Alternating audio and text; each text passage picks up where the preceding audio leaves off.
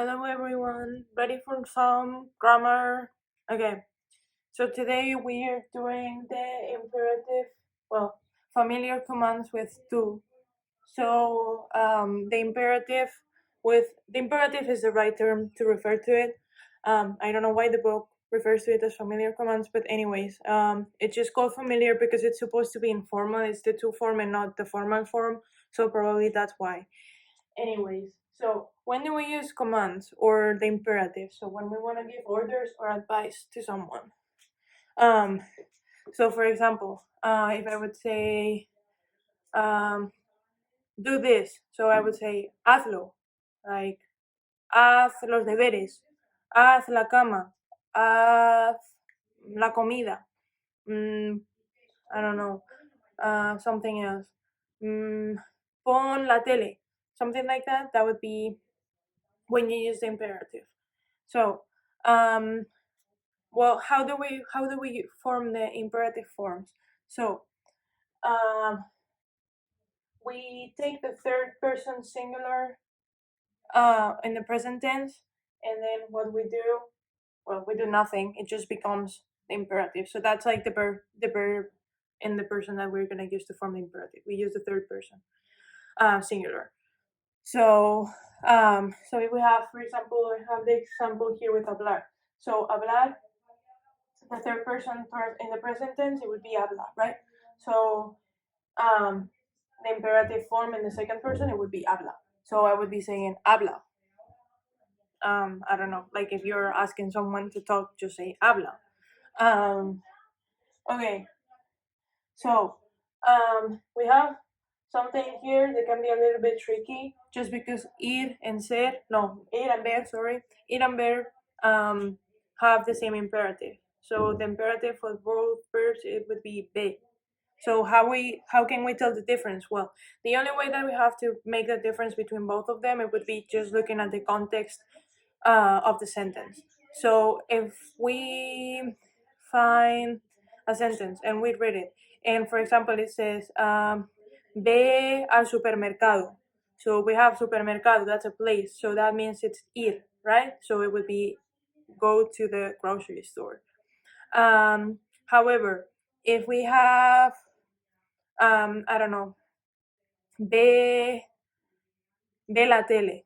So that would be watch TV. So la tele would tell us that that's something that you watch. So therefore it would be de ver, so to see.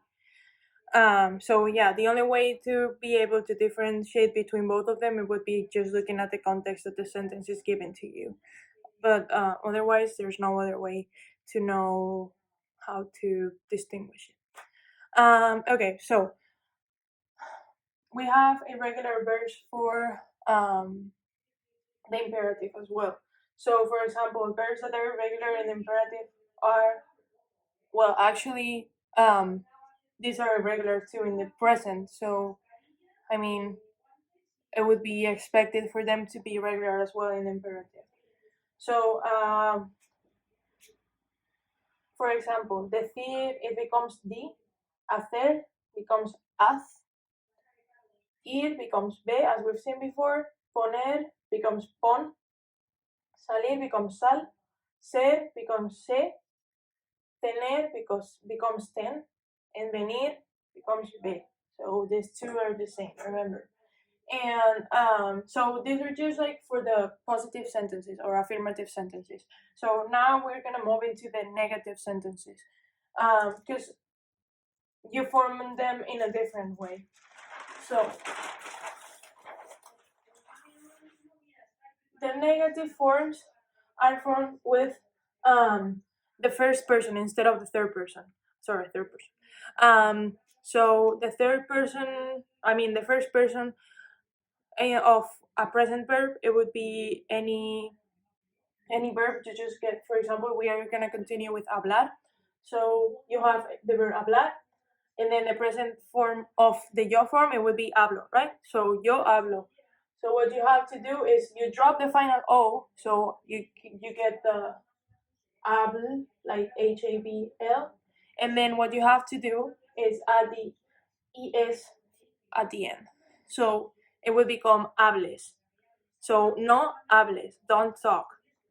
And that would be just for the AR, like the first conjugation. If you're doing the second conjugation and the third conjugation, that would become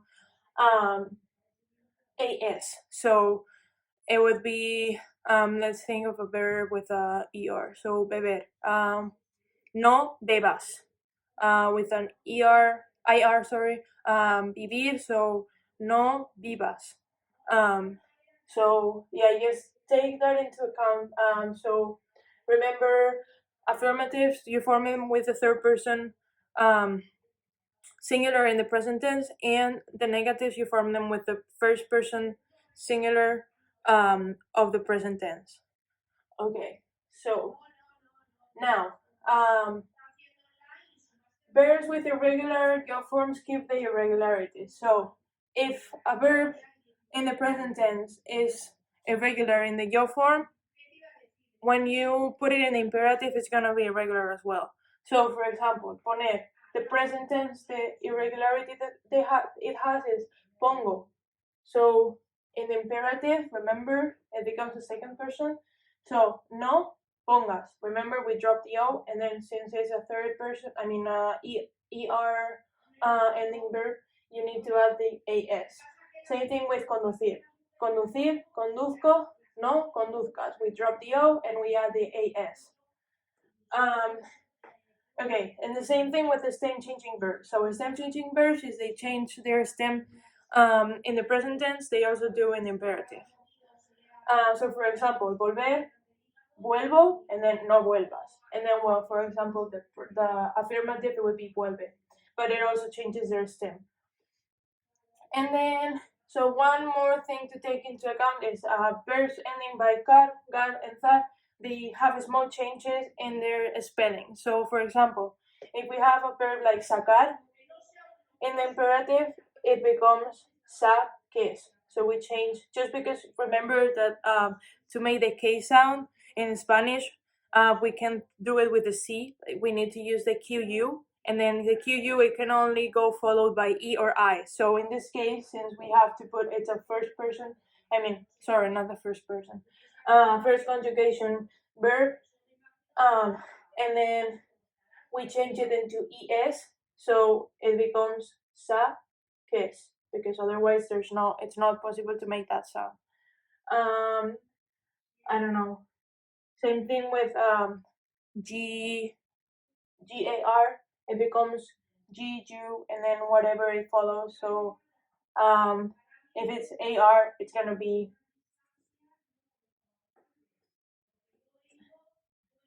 like this all the time. So guess, and then the same thing with this. It would become this. So for example, cazar, to hunt. Cazar, and then it would become no caces. And with jugar, so no juegues. I hope that's clear for everyone. I know there's a lot of changes and stuff, but I don't know. Just try your best to remember them. Okay, so irregular verbs with negative two commands. So those are just 5 verbs, and those verbs are dar, estar, ir, saber, and ser. So dar, it becomes no des, estar becomes no estés, ir becomes no vayas, and that's actually one of the verbs that changes the most probably. Saber becomes no sepas, and then ser becomes no seas. This is actually a tense that we haven't learned yet. I mean, it would make more sense to you if you already learned the subjunctive, because like it's formed with the subjunctive. But don't worry about it. Just like learn it like this, and you're fine. It's only 5 verbs, so it's not too hard. Just keep those in mind, since those are the only regular ones. And I mean irregular, like different, because like there are more irregular verbs, but like you can actually tell with the present tense. But these ones are like the ones that are different from the others. So yeah, that's pretty much it for commands, familiar commands or the imperative. So please stay tuned and try your best to practice with the exercises, and we will see how that goes for the test.